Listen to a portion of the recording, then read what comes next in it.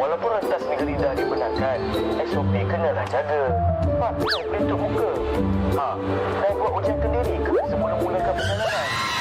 Gila bang. Abang! Tak peduli!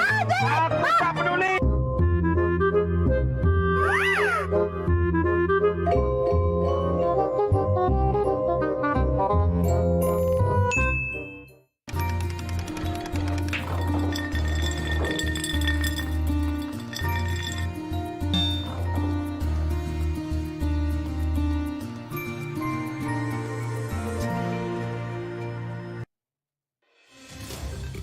SPAOH Sports Complex to be ready by end March, school students to get their own lockers, and Zelensky rallies Ukrainians to remain steadfast. Those are the headlines for tonight. Good evening, ladies and gentlemen. I'm Muhammad Yusuf, and you're now watching TVS Nightline.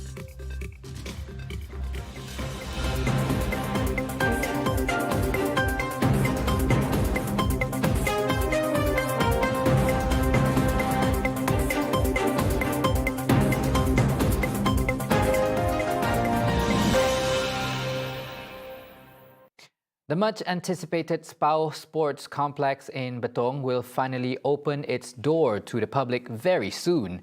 The 14 million ringgit project is expected to be ready by the end of this month and is slated for opening in April.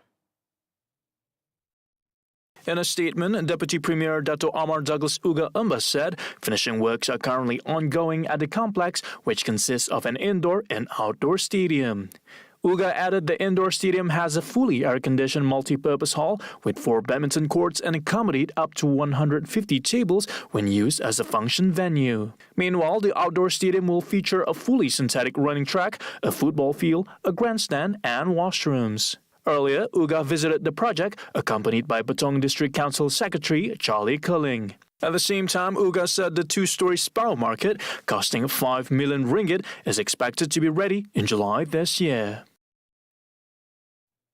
Now, Sarawak plans to procure supplies of Paxlovid, the COVID-19 antiviral pill produced by pharmaceutical giant Pfizer. Deputy Premier Datuk Seri Dr. Sim Kui Hian said the Sarawak COVID-19 Advisory Group, or SCOVAG, is currently in talks with Pfizer to acquire the oral drug. In his Facebook post, the Public Health, Housing and Local Government Minister said the move is part of the state government's effort to acquire the necessary COVID-19 drugs in the fight against COVID-19.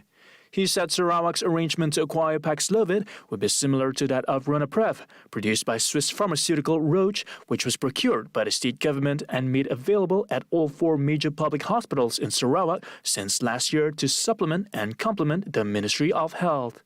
He added while the Ministry of Health depended on various national professional recommendations, the Sarawak government depended on local experts in SCOVAG on new and emerging COVID-19 drugs recommendations.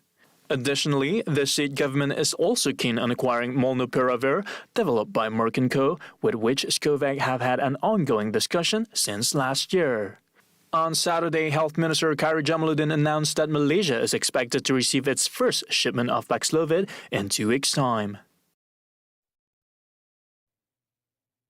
Now, the open tender system implemented by both the federal and state governments needs to be more intricate and detailed so that development projects can be delivered on time. Now, this was called out by the Deputy Premier of Sarawak, Datuk Seri Dr. Sim Kui Hian, to fulfill the state government's demand of working with highly competitive yet efficient contractors to undertake any public infrastructure projects. Sim was informed by the Works Department JKR Sarawak, where service providers have given a contract via the open tender system to a local contractor in August 2021, and the project's delivery should be on November of the same year. However, the 4-package project with a total budget of 2 million ringgit have not been implemented as per agreement. The contractor only began construction after 3 warning letters were issued. According to the minister, the project have only reached about 10 to 25% completion, and the contractor was given an extension of time, or EOT, to May 21, 2022. He also extended a message to JKR Sarawak to monitor and manage the traffic on affected roads, especially during peak hours. Now, the state government will be channeling a special allocation to upgrade the infrastructure of the Sabah-Sarawak Link Road Highway SSLR and Trans-Borneo. But prior to that, they would scrutinize the project first to understand the projection and performance of the project. Kita lihat keadaan. Kalau prestasinya bagai baik, tentu sekali lah kita sumbangkan juga. Abang Johari said so during the launching ceremony of Sarawak XTIV on Saturday. His statement came as a response to the Prime Minister, Datuk Seri Ismail Sabri Yaakob, when he inquired about projects implemented to elevate the well-being of Sarawakians and Sabahans. A total of 387 graduates were celebrated as they have successfully completed their bachelor's degree program during the University of Technology Sarawak or UTS graduation ceremony on Saturday. Its Vice-Chancellor, Professor Datuk Dr. Khairuddin Abdul Hamid said the ceremony was a momentous one as it is the first graduation ceremony held since the institution's status was elevated to university. This is a historical event for all of us here. Even though this is the 6th convocation ceremony for this university, but it is the first under the new name University Technology Sarawak. After we had been upgraded as a full-fledged university on the 8th of November 2021, hence the change of name from UCTS to UTS. Therefore, to all graduating students attending this convocation ceremony, you are creating history for yourself for being the first batch of graduates of UTS. During the ceremony, 59 graduates who were supposed to graduate in 2020 were also part of the ceremony, as graduation ceremonies were not allowed during the initial outbreak of COVID-19. Khairuddin added the ceremony will not be realized if there was no high demand from the graduates. From there, UTS brought such interest to the Sarawak Disaster Management Committee's attention, where several negotiations were held and bared its fruit. A total of 387 graduates will receive their scroll today and tomorrow. I am very happy to announce that for the first time, UTS has produced 2 PhD graduates, both in business management, in this convocation ceremony. Congratulations to both graduates and their respective supervisors. The convocation ceremony was also attended by UTS's Chancellor, His Excellency Tuan Yang Terutama Tun Pehin Sri Abdul Taib Mahmud. Beverly Chow Jin Yu was awarded the Chancellor Award, while Felicia Ling Wei Ling and Maria Maristine Edwin were presented with the Academic Award by Tun Pehin Sri Taib.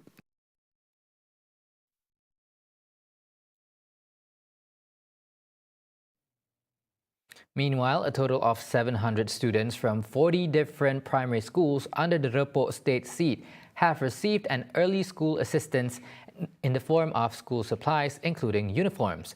The initiative's main goal is to motivate students to come back to school while easing the burden of parents from the low-income families.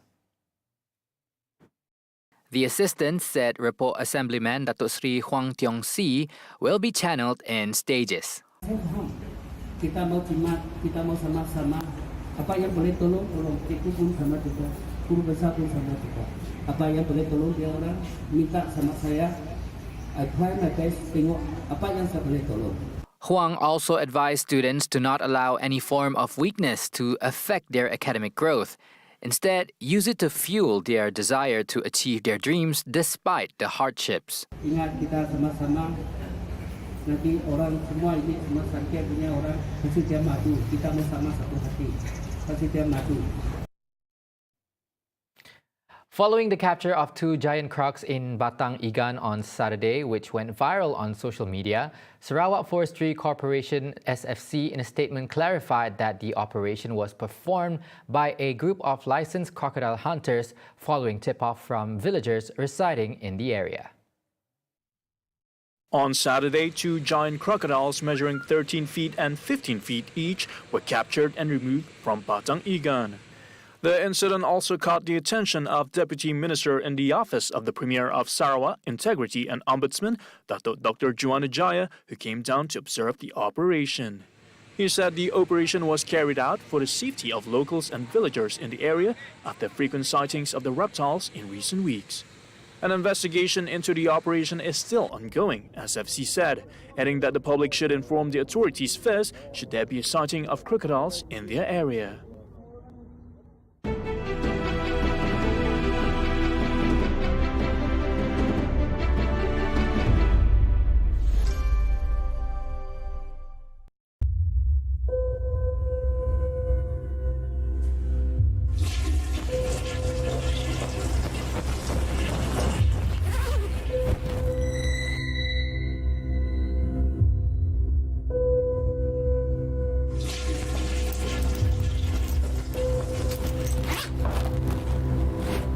Maju program kau tak?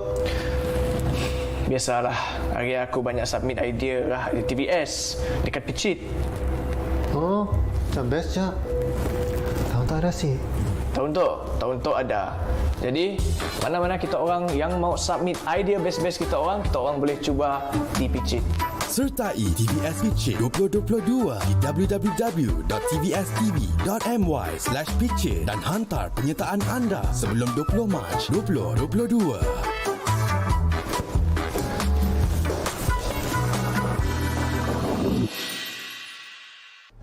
Anda nak tahu apa yang terjadi dalam sejahtera Asia musim yang terbaru? Lebih rancak, lebih meriah, lebih menarik, lebih informatif, lebih banyak program baharu dan menarik. Nak belajar? Nak tahu tempat menarik? Nak apa lagi? Saya di sini lagi rancak berjalan. Saksikan Sejahtera Asia musim yang baru bersiaran setiap hari jam 7.30 pagi.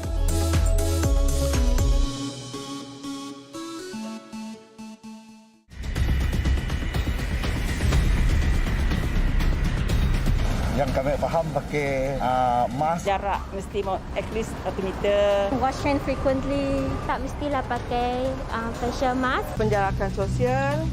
First of all, macam kita masuk mall ke, sini-sini kedai, mesti scan.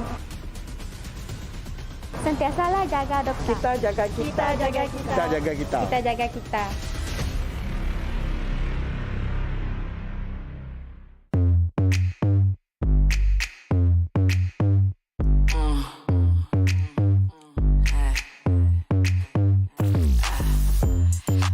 Ke ulu, sidak si tahu kita pemburu. Sidak cemburu, tanda sidak sakit say I see you. Siknya senang nak senang sis, siknya susah nak susah bro. Siknya senang nak senang sis, siknya susah nak susah bro. Kita ke ulu, sidak si tahu kita pemburu. Sidak cemburu, tanda sidak sakit say I see you. Kita ke ulu, sidak si tahu kita pemburu. Sidak cemburu, tanda sidak sakit say I see you. Hustle. Saksikan Hustle hasil setiap Sabtu dan Ahad 12.15 tengah hari hanya di TVS saluran 122 Astro dan My Freeview.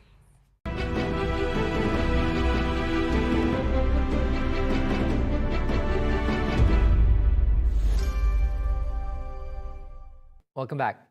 Now, a new policy on technical and vocational education and training, or TVET, will be formulated by the Ministry of Higher Education at MOHE. The rebrand is part of the ministry's effort to eliminate parents' perception of TVET as second-class education. Prime Minister Dato Sri Ismail Sabri Yaakob said many parents have a negative perception of TVET, which considers the stream as second class. In contrast to countries such as Germany and France, where the stream is the main choice by students. Elaborating on the proposal to formulate a new Tibet policy, the Prime Minister said students should be given the option to choose subjects in the field at an earlier stage, adding that among the proposed changes in the new policy is allowing the students to choose the subject they want to pursue in Form 1. Meanwhile, on the opportunity for Tibet certificate holders to go to the university level, Ismail Sabri said the matter had been expanded compared with previously when the certificates could not be used to further the studies at universities. He also remarked that the markability rate of Tibet graduates in 2020 is 87%, which is higher than the markability rate of graduates at the national level, which is at 84.4%. On to the next news. As an approach to address the heavy school bags issue, the Education Ministry MOE will be providing lockers in primary schools in 2 phases starting this year. Senior Education Minister Datuk Dr. Radzi Jidin said the first phase will involve Year 1, 2 and 3 in schools operating in dual sessions with an allocation of over 37 million ringgit. The second phase, which is expected to start in 2023, will involve pupils in Year 4, 5 and 6 in schools operating in dual sessions. For single-session schools, pupils will keep their books in desk drawers in their respective classrooms. In addition, schools will have timetables with 3 to 4 subjects daily, and they will also have the flexibility to prepare timetables according to a weekly rotational system. Razia said exercise books will also be limited to 2 books per subject, and pupils are only allowed to use activity books provided by the MOE. Meanwhile, workbooks can only be used as reference materials, and the ministry will continue producing new textbooks in digital format. Teachers are encouraged to use a student-centered teaching and learning approach, namely thematic, modular, and project-based learning, virtual lab, or differentiated learning. The MOE will continue to work closely with parents and guardians in resolving the issue and ensuring that students bring along books as required in their respective timetables. Children aged 5 to 11 will be offered the CoronaVac vaccine produced by Sinovac if parents object to them receiving the Comirnaty vaccine due to growing concerns over the mRNA vaccines. Deputy Health Minister Datuk Dr. Nur Azmi Ghazali said that from March 7th, the Ministry of Health MOH would start offering the non-mRNA CoronaVac vaccine at selected vaccination centres. With the option, parents are now given the choice to let their children receive the CoronaVac vaccine if they do not agree to the mRNA-based Pfizer vaccine. He added that parents could seek further clarification on queries from health staff on duty at the vaccination centres. Dr. Nur Azmi said the CoronaVac vaccines are being offered for free at selected PPVs, and parents could check the list of the PPVs that offer CoronaVac on a walk-in basis on the MOH and PH Corp websites. He said apart from PIC kits, private clinics and hospitals also offered CoronaVac to children aged 5 to 11 for a fee. On March 3rd, the government approved the use of CoronaVac vaccine for children aged 5 to 11, making it the second vaccine approved for the group. He said the children's Comirnaty vaccine was approved on January 6 to ensure optimal protection against COVID-19 infection among children, and it is a vaccine that is being given priority in PIC kids, including for children aged between 5 and 11 who are at high risk and have comorbidities. Dr. Nur Azmi said that based on COVID-Now data until Saturday, COVID-19 infection among children under 12 years old showed a significant increase, adding that there were also cases that required hospital care and ICU treatment. Right, the Health Ministry has reiterated that those who test positive for COVID-19 and have completed quarantine need not undergo further COVID-19 testing. Health Director General Tan Sri Dr. Noor Hisham Abdullah said test methods such as RT-PCR will still be able to detect the presence of viral genetic material in respiratory tract samples up to 2 to 3 months after infection. Dr. Noor Hisham said RT-PCR test can detect infection as early as the 2nd to 14th day after infection, whereas the COVID-19 antigen rapid test kit can detect infection from the 3rd to 7th day of exposure to those already infected with COVID-19. And as such, he said the accuracy of both types of tests depend on the duration of infection at the time the sample was taken. Meanwhile, Dr. Nur Hisham said patients who test positive through RTK-AG self-testing will need to report their results through MySejahtera, update their health status via the home assessment tool, and undergo isolation as required by the MOH. As for professional testing, laboratories or medical practitioners who carry out the test must immediately report the results to the MOH through the Public Health Laboratory Information System or SIMCA. The involvement of Malaysian women in political empowerment, especially in ministerial and parliamentary positions, still lags far behind that of men. Quoting the Malaysia's Gender Gap Index 2020, Women Development, Family and Community Minister Datuk Sri Rina Harun said women's score in political empowerment was the lowest at only 0.1 compared with other sub-indexes. Similarly, she said the participation rate of women in the workforce is only 55.3%, less than the standard 60% for a developing nation. On women's participation as decision makers, Rina said only 17.2% of board members of companies listed on Bursa Malaysia in the private sector are women. As such, Rina said her ministry is committed to further increasing public awareness and understanding of the issue of inequality faced by Malaysian women through the Women's Day Celebration 2022, which is happening from today to Tuesday.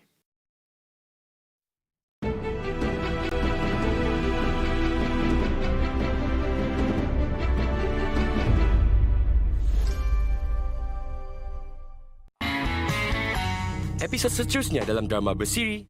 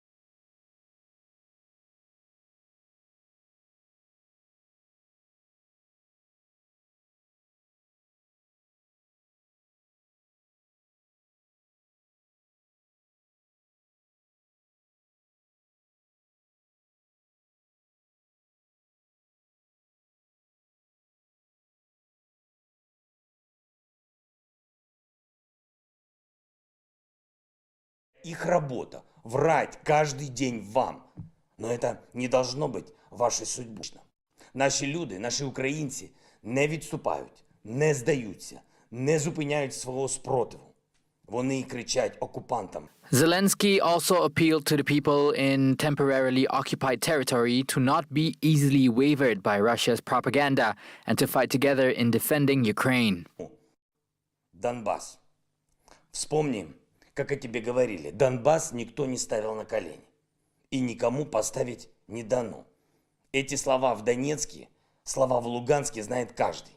Их часто повторяли. Раньше. А что сейчас? Донбасс. Сейчас самое время. Мы обращаемся ко всем людям на временно оккупированных территориях. Ко всем, кто нас слышит. Кому не стерли память пропагандой. Кому не закрыли глаза страхом. Кому не изуродовали душу. Боритесь. Боритесь за свои права. За свою свободу. За Украину. Вместе с Херсоном. Вместе с Бердянском. Вместе с Киевом. И всеми другими украинскими городами, которые ценят жизнь. On the other side, the Russian Defense Ministry released a video showing their forces moving and guarding a bridge in the Kiev region. They have continued their offense on a wider scale. However, the ministry said they have stopped firing in certain areas to open humanitarian corridors near the cities of Volnovakha and Mariupol, which are guarded heavily. Meanwhile, in Kharkiv, the attacks have gone even more violent, killing dozens of civilians since the city was one of the first Ukraine territories attacked by the Russian forces. Though the attacks were violent, the Russian forces have yet to capture Kharkiv, home to about 1.5 million people. The authorities have said Russian missile attacks had hit the center of Kharkiv, including the residential area and the regional administration building. Now, at least 22 people were injured in a brawl on Saturday when football fans stormed the field during a match in between Querétaro and last year's Liga Mix champions Atlas in Mexico. Pictures and videos shared on social media showed people being beaten, kicked, and dragged while others had been left lying on the ground. On its Twitter account, Liga Mix called the violence as unacceptable and unfortunate and said that those responsible will be punished. Liga Mix suspended the match after 62 minutes. Civil Protection Authorities said 9 of the 22 injured have been transferred to hospital, with 2 in serious condition. And that's all the time we have for tonight's TVS Nightline. I'm Muhammad Yusuf. Follow TVSTVMY on Facebook, Twitter, and TikTok for more updates on Sarawak's and international news. Good night and stay safe.